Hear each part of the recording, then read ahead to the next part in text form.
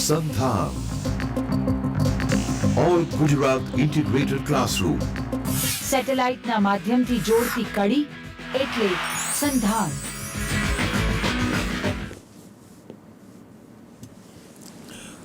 નમસ્કાર મિત્રો, સંધાન પ્રોગ્રામમાં આપ સૌનું સ્વાગત છે.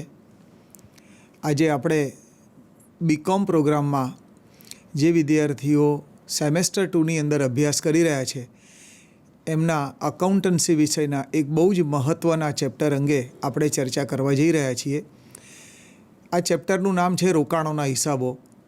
આપણે આજે જ્યારે ચર્ચા કરી રહ્યા છીએ ત્યારે રોકાણો કોને કહેવાય, એના હિસાબો કોણ લખે, કેવી રીતે લખે, કયા કયા નાણાકીય સાધનો ઉપલબ્ધ છે, એનું ટ્રેડિંગ કેવી રીતે કરી શકાય, અને જો કોઈ વ્યક્તિનો રોકાણો કરવાનો ધંધો હોય તો એ આ રોકાણો નામના પોતાના ધંધાના આઉટકમ તરીકે વર્ષ દરમિયાન કેટલો નફો કે કેટલું નુકસાન મેળવ્યું એ કેવી રીતે જાણી શકે, અને એ સાથે જોડાયેલા કેટલાક મુદ્દાઓની આજે આપણે ચર્ચા કરવાના છીએ. મિત્રો જુઓ તમારા સ્ક્રીન ઉપર સંધાન પ્રોગ્રામમાં આપનું સ્વાગત. અને ત્યાર પછી આજે આપણે ગુજરાત યુનિવર્સિટી બીકોમ પ્રોગ્રામના કમ્પલસરી કોર્સ જે છે, તમારો કોર કોર્સ છે, જેનું નંબર છે 108. સબ્જેક્ટનું નામ છે એકાઉન્ટન્સી પેપર 2, સેમેસ્ટર 2ના વિદ્યાર્થીઓ માટેનું. એની અંદર આપણે આજે ઇન્વેસ્ટમેન્ટ અકાઉન્ટ અંગે આપણે અથવા રોકાણોના હિસાબો અંગે આજે આપણે ચર્ચા કરી રહ્યા છીએ. પણ આપણા અભ્યાસક્રમની અંદર જ્યારે આ રોકાણોના હિસાબોની વિગત આપવામાં આવી છે ત્યારે એની સાથે કેટલીક સ્પષ્ટતા અથવા સિલેબસની બાઉન્ડ્રી કે મર્યાદા બાંધી દેવામાં આવી છે. ત્યાં એવું સ્પષ્ટ કરવામાં આવ્યું છે કે આપણે જે આ રોકાણોના હિસાબો તૈયાર કરવાના છે અથવા શીખવાના છે એમાં એવા જ નાણાકીય સાધનો સાથે જોડાયેલા વ્યવહારો કે એનું હિસાબી અર્થઘટન અને એની અસરો શીખવાની છે કે જેના ઉપર રોકાણકારને નિયમિત દરે વ્યાજ મળ્યા કરે. એટલે આપણે ઇક્વિટી શેર કે પ્રેફરન્સ શેર કે જેના ઉપરનું વળતર નફામાંથી વહેંચવામાં આવે છે, જેને નફાની ફાળવણી કહેવામાં આવે છે. પ્રેફરન્સ શેર પરનું વળતર નિશ્ચિત છે, ઇક્વિટી શેર પરનું વળતર અનિશ્ચિત છે. એની બહુ ડિટેલમાં વિગતે આપણે ચર્ચા કરવાના નથી, કારણ કે એ આપણો અભ્યાસક્રમ નથી. પણ પ્રાથમિક ધોરણે માહિતી મેળવતી વખતે આપણે એની ચર્ચા અવશ્ય કરીશું. જુઓ આપના સ્ક્રીન ઉપર હવે નાણાકીય સાધનો, જેને ફાઇનાન્શિયલ ઇન્સ્ટ્રુમેન્ટ્સ કહેવાય, એ નાણાકીય સાધનો કયા કયા પ્રકારના છે એનું એક લિસ્ટ અહીંયા આપના સ્ક્રીન ઉપર છે.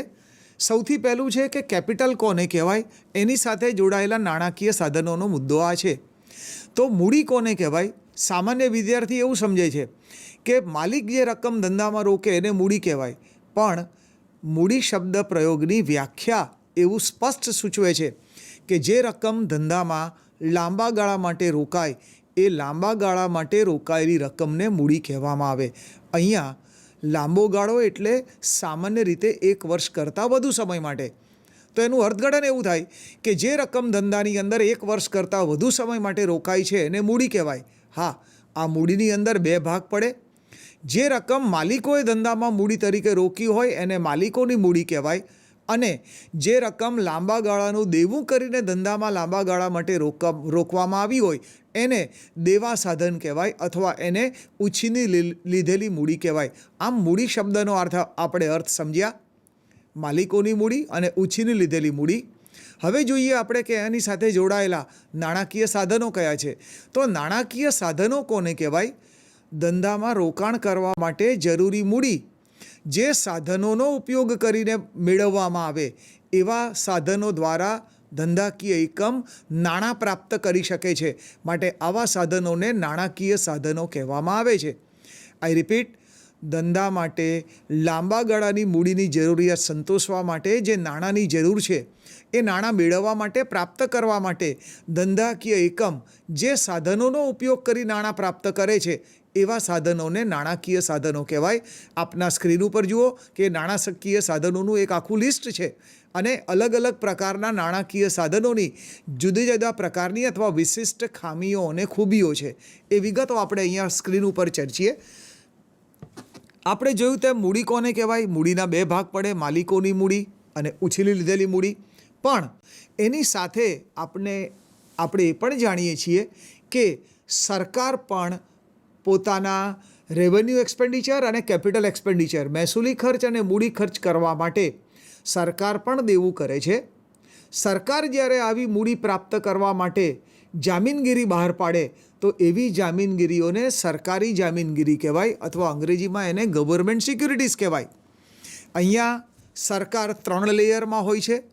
કેન્દ્ર સરકાર, ત્યાર પછી દરેક રાજ્ય સરકારો અને એની નીચેના લેયર ઉપર જિલ્લા પંચાયત, તાલુકા પંચાયત, ગ્રામ પંચાયત, મ્યુનિસિપાલિટી, નગરપાલિકા, મ્યુનિસિપલ કોર્પોરેશન, આ બધી લોકલ ગવર્મેન્ટ છે અથવા એને સ્થાનિક સરકાર કહેવાય. એટલે કેન્દ્ર સરકાર પણ દેવું કરી શકે, રાજ્ય સરકારો પણ દેવું કરી શકે અને સ્થાનિક સ્વરાજ્યની સંસ્થાઓ પણ દેવું કરી શકે. આ જ્યારે સરકાર દેવું કરવા માટે અથવા મૂડી પ્રાપ્ત કરવા માટે જામીનગીરી બહાર પાડે તો એવી જામીનગીરીઓને સરકારી જામીનગીરી કહેવાય. અને છેલ્લા ભાગની અંદર જોઈએ તો નાના નાના રોકાણકારો જે બહુ નાની રકમથી બચત કરી શકે છે એ આવા નાણાકીય સાધનોમાં રોકાણ કરીને આઈધર વ્યાજ અથવા ડિવિડન્ડ નામની આવક મેળવવાનો પ્રયત્ન કરે ત્યારે એ બધા જ નાના નાના રોકાણકારો પોતાની નાની નાની બચત સાથે એક સમાન ધ્યેયની પ્રાપ્તિ કરવા માટે પરસ્પરની સંમતિથી નાની નાની રકમની બચત એકત્ર કરે છે, એનું ફંડ ઊભું કરે છે, ભંડોળ ઊભું કરે છે અને નિર્ધારિત હેતુમાં અથવા નિર્ધારિત નાણાકીય સાધનની અંદર નિર્ધારિત સમય માટે એનું ઇન્વેસ્ટમેન્ટ કરે છે. આ સમયગાળાના અંતે એ નાણાકીય સાધનને બજારમાં વેચી દેવામાં આવે અને એમાંથી ઉપજેલી રકમ આ સભ્યો વચ્ચે રોકેલ રકમના પ્રમાણમાં વેચી દેવામાં આવે.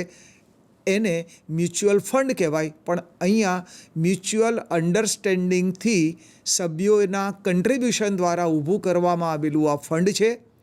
નિર્ધારિત રકમ હોય, નિર્ધારિત નાણાકીય સાધન હોય અને નિર્ધારિત સમય હોય.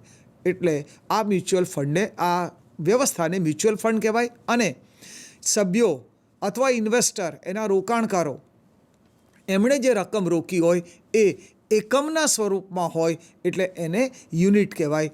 એટલે કોઈ એક વ્યક્તિ 10 રૂપિયાનું યુનિટ પણ ખરીદી શકે અથવા એમાં રોકાણ કરી શકે. એની નાણાકીય સદ્ધરતા વધારે હોય તો 10 રૂપિયાનું એક એવા 10 યુનિટમાં પણ રોકાણ કરી શકે અથવા 10 રૂપિયાનું એક, 50 રૂપિયાનું એક, 20 રૂપિયાનું એક એવા અલગ અલગ ફેસ વેલ્યુ ધરાવતા આવા યુનિટ્સની અંદર પોતાની સદ્ધરતા પ્રમાણે એ રોકાણ કરી શકે. આમ 3 પ્રકારની વિગતો જોઈ. એક મૂડી, જેની અંદર ઇક્વિટી શેર આવશે, પ્રેફરન્સ શેર આવશે, એ માલિકોની મૂડીનો ભાગ બનશે. બીજા ભાગની અંદર ઉછીની લીધેલી મૂડી આવે જેને દેવા સાધન કહેવાય, જેની અંદર બેંક લોન આવે જે સામાન્ય રીતે લાંબા ગાળા માટે ઉપલબ્ધ છે. આ લોનની સગવડ ડિબેન્ચર બહાર પાડીને પણ કંપનીઓ લાંબા ગાળા માટે મૂડીની પ્રાપ્તિ કરી શકે. કંપનીઓ બોન્ડ કે સર્ટિફિકેટ્સ અથવા જાહેર જનતા પાસેથી થાપણો મેળવીને પણ લાંબા ગાળા માટે આવી ઉછીની મૂડી મેળવી શકે છે. આ તમામ નાણાકીય સાધનોને બોરોડ કેપિટલ સાથે સંબંધ છે એટલે એને દેવા સાધન તરીકે ઓળખવામાં આવે છે. આ ઉપરાંત સરકાર દ્વારા જ્યારે દેવું કરવામાં આવે એની અંદર કોઈ વ્યક્તિએ રોકાણ કર્યું હોય તો એ વ્યક્તિએ સરકારી જામીનગીરીમાં રોકાણ કર્યું છે એમ કહેવાય. તો એ પણ એક નાણાકીય સાધન છે અને મ્યુચ્યુઅલ ફંડ પણ એક નાણાકીય સાધન છે. આમ અલગ અલગ નાણાકીય સાધનો આપણે જોયા. ઇક્વિટી શેર મૂડી અને પ્રેફરન્સ શેર મૂડી એ માલિકીના નાણાકીય સાધનો છે. Bank loan, bank loan, debenture, public deposits એ લાંબા ગાળાના ધંધાકીય એકમ માટેના દેવા સાધન છે. સરકારી જામીનગીરી પણ છે અને યુનિટ્સ ઓફ મ્યુચ્યુઅલ ફંડ્સ પણ છે. અગેન આપણી સ્ક્રીન ઉપર જોઈએ આપણે કે અહીંયા મેં વહેંચણી કરીને વિગતો બતાવી છે, એની કેટલીક ખૂબીઓ બતાવી છે. માનો કે કોઈ વ્યક્તિએ ઇક્વિટી શેરની અંદર રોકાણ કર્યું તો એ ઇક્વિટી શેર પર કંપનીના નફામાંથી નિશ્ચિત પ્રોસિજર પૂરી કર્યા પછી કંપની નફાની ઇક્વિટી શેરહોલ્ડરો વચ્ચે વહેંચણી કરે, એને ડિવિડન્ડ કહેવાય. ઇક્વિટી શેર પર આ નફાની વહેંચણી કરવામાં આવે તો એને ઇક્વિટી ડિવિડન્ડ કહેવાય. પણ આપ સૌ જાણો છો કે ભારતની અંદર તમામ કંપનીઓએ ત્રિમાસિક ધોરણે પોતાના હિસાબો તૈયાર કરવાના હોય છે. ફર્સ્ટ ક્વાર્ટરના, પછી પહેલાં 6 મહિનાના, પછી પહેલાં 9 મહિનાના અને પછી આખા વર્ષના હિસાબો. એમ કંપની વર્ષમાં 4 વખત હિસાબો તૈયાર કરે છે અને કંપની પહેલા ક્વાર્ટરમાં અથવા પહેલા 6 મહિના દરમિયાન કે પહેલા 9 મહિના દરમિયાન જો સફિશિયન્ટ પ્રોફિટ પ્રાપ્ત કર્યો હોય અને કંપની ઈચ્છે તો પ્રોસિજરનું પાલન કરીને કંપની વર્ષ ચાલુ હોય એ સમયગાળા દરમિયાન જ ચાલુ વર્ષના નફામાંથી ડિવિડન્ડ વહેંચી શકે, જેને ઇન્ટિરિયમ અથવા એને વચગાળાનું ડિવિડન્ડ કહેવાય. અને આખું વર્ષ પૂરું થાય અને વર્ષાંતે આખા વર્ષમાં જે નફો પ્રાપ્ત કર્યો હોય એ નફામાંથી જ્યારે કંપની ઇક્વિટી ડિવિડન્ડ ચૂકવે તો એને આખરી ડિવિડન્ડ અથવા એને ફાઇનલ ડિવિડન્ડ કહેવાય. પણ ઇક્વિટી શેર પરના ડિવિડન્ડનો દર કદી અસ્યોર્ડ હોતો નથી અથવા નક્કી હોતો નથી. કંપની ખોટ કરે તો ડિવિડન્ડ ન ડિક્લેર કરી શકે, કંપની નફો કરે પણ કંપનીના ડિરેક્ટરો અને અથવા ઇક્વિટી શેરહોલ્ડરો એમાંથી ડિવિડન્ડ વહેંચવાનું ઈચ્છે તો જ, અને જેટલું ડિવિડન્ડ વહેંચવાનું ઈચ્છે એટલું જ ડિવિડન્ડ ઇક્વિટી શેરહોલ્ડરોને પ્રાપ્ત થઈ શકે. એટલે ઘણી બધી મર્યાદાઓ સાથે ઇક્વિટી શેર પર ડિવિડન્ડ મળી શકે. માટે ઇક્વિટી શેર પરનું ડિવિડન્ડનો દર કદી નિશ્ચિત હોતો નથી, એ અનિશ્ચિત છે, જોખમવાળું સાધન છે. બીજું સાધન છે પ્રેફરન્સ શેર. અગેન જ્યારે કંપની પ્રેફરન્સ શેર બહાર પાડે છે ત્યારે આ પ્રેફરન્સ શેર પરના ડિવિડન્ડની દરની રકમ અથવા ટકાવારી અગાઉથી નક્કી કરે છે. એટલે એનો રેટ ઓફ ડિવિડન્ડ પ્રિફિક્સ છે. પણ કન્ડિશન એવી છે કે જો કંપની નફો કરશે અને એ પણ કરવેરા બાદનો, તો જ એમાંથી કંપની પ્રેફરન્સ શેર પર અગાઉથી નક્કી કરેલા દરે ડિવિડન્ડ ચૂકવશે. પણ ઇક્વિટી શેર અને પ્રેફરન્સ શેર પરનું ડિવિડન્ડ એ નફાની વહેંચણી છે. ત્યાર પછી આવીએ બીજા નાણાકીય સાધનો કે જેને આપણે દેવા સાધનમાં ગણ્યા. જો એ કંપની સ્વરૂપ હોય તો બેંક લોન હોઈ શકે, ડિબેન્ચર હોઈ શકે, બોન્ડ અથવા સર્ટિફિકેટ્સ હોઈ શકે, અથવા પબ્લિક ડિપોઝિટ્સ અથવા જાહેર થાપણો હોય. આ જાહેર થાપણો કે આવા દેવા સાધનો પર કંપની જ્યારે આ સાધન બહાર પાડે ત્યારે જ કેટલીક વિગતો અગાઉથી નિશ્ચિત કરીને આ સાધન બહાર પાડે છે. ઉદાહરણ તરીકે કંપની આ સાધન જ્યારે બહાર પાડે ત્યારે એના ઉપર કયા દરે વ્યાજ ચૂકવવામાં આવશે એ વ્યાજનો દર પણ અગાઉથી નક્કી કરે છે. કેટલા સમય સુધી આ રોકાણ કંપની જાળવી રાખશે અને કઈ તારીખે આ રોકાણના નાણાં રોકાણકારોને પરત કરશે એ તારીખ પણ અગાઉથી નક્કી કરેલી હોય છે. કન્વર્ટિબલ ડિબેન્ચર હોય, રૂપાંતરને પાત્ર ડિબેન્ચર હોય તો કઈ તારીખે રૂપાંતર કરવામાં આવશે, કયા સાધનમાં રૂપાંતર કરવામાં આવશે અને એ રૂપાંતરની રકમ કેવી રીતે નક્કી કરવામાં આવશે એ પણ અગાઉથી નક્કી કરેલું હોય છે. એટલે આ જે દેવા સાધન હોય એની અંદર વ્યાજનો દર, આ રકમ પરત કરવાની તારીખ પણ નક્કી કરેલી હોય. પણ બહુ જ મહત્ત્વનું એ છે કે કંપની દરેક વર્ષ દરમિયાન કઈ તારીખે વ્યાજ ચૂકવશે એ વ્યાજ ચૂકવણીની તારીખ પણ અગાઉથી નક્કી કરેલી હોય છે. આઈ રિપીટ, વ્યાજનો દર, વ્યાજ ચૂકવવાની તારીખ અને આ સાધનના નાણાં કંપની ક્યારે પરત કરશે, આ તમામ વિગતો અગાઉથી નક્કી થયેલી હોય છે, જેની માહિતી રોકાણકારને પણ હોય છે, કારણ કે એના સર્ટિફિકેટની અંદર આ વિગત સ્પષ્ટ રીતે દર્શાવવામાં આવેલી હોય છે. ત્યાર પછી જોઈએ સરકારી જામીનગીરી. તો સરકાર પણ જ્યારે જામીનગીરી બહાર પાડે છે અથવા દેવું કરે છે ત્યારે પણ એના ઉપર સરકાર કયા દરે વળતર આપશે એટલે કે વ્યાજનો દર નક્કી કરેલો હોય. સરકાર વર્ષ દરમિયાન કઈ તારીખે વ્યાજ આપશે એ પણ નક્કી હોય. સરકાર આ સાધનના નાણાં રોકાણકારને ક્યારે પરત કરશે એ પણ નક્કી હોય. અને આ જે વ્યાજ સરકાર રોકાણકારને ચૂકવવાની છે એ કરપાત્ર વ્યાજ હશે કે કરમુક્ત હશે એ પણ સરકાર અગાઉથી નક્કી કરે છે. તો એ પણ બધી વિગતો અગાઉથી નક્કી થયેલી હોય છે.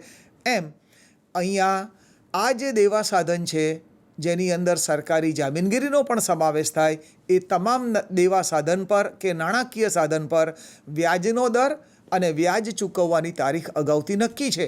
પણ આ દેવું હોવાના કારણે જે ધંધાકીય એકમ, કંપની અથવા સરકાર દેવું કરે તો એના પરનું વ્યાજ એ ધંધાનો અથવા સરકારનો ખર્ચ ગણાય.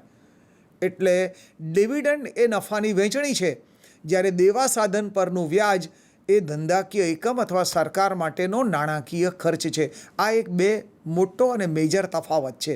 ત્યાર પછી જોઈએ આપના સ્ક્રીન ઉપર કે જો કંપની પોતાની પાસે મહેસૂલી નફો એકત્ર કરેલો હોય તો એનો ઉપયોગ કરીને કંપની હયાત ઇક્વિટી શેરહોલ્ડરોને એ એકત્ર કરેલા મહેસૂલી નફા અને ભૂતકાળની અંદર કંપનીએ જે જામીનગીરીઓ બહાર પાડી હોય એમાંથી પ્રાપ્ત થયેલું પ્રીમિયમ હોય, જેને આપણે જામીનગીરી પ્રીમિયમ કહીએ છીએ. આ મહેસૂલી નફો અને જામીનગીરીનું પ્રીમિયમ, આ બે રકમનો ઉપયોગ કરી કંપની પોતાના હયાત ઇક્વિટી શેરહોલ્ડરોને બોનસ આપી શકે. બોનસ આપે ત્યારે મોટાભાગના વિદ્યાર્થીઓ એવું સમજે છે કે ઇક્વિટી શેરહોલ્ડરોને કંપની બોનસ આપે, પણ બોનસમાં ફક્ત ઇક્વિટી શેર જ આપી શકે એવું કાયદામાં મર્યાદિત નથી. કંપની ઈચ્છે તો આવા એકત્ર કરેલા મહેસૂલી નફા અને જામીનગીરી પ્રીમિયમમાંથી પોતાના હયાત ઇક્વિટી શેરહોલ્ડરોને ઇક્વિટી શેર પણ આપી શકે, પ્રેફરન્સ શેર પણ આપી શકે, ડિબેન્ચર પણ આપી શકે, 0% ડિબેન્ચર પણ આપી શકે, કન્વર્ટિબલ ડિબેન્ચર પણ આપી શકે, નોન કન્વર્ટિબલ ડિબેન્ચર પણ આપી શકે. કંપની ઈચ્છે એ સાધન આપી શકે. પણ મહત્ત્વનું એ કે આ રીતે જો બોનસમાં કાંઈ મળતું હોય તો એ ફ્રી છે, મફત છે.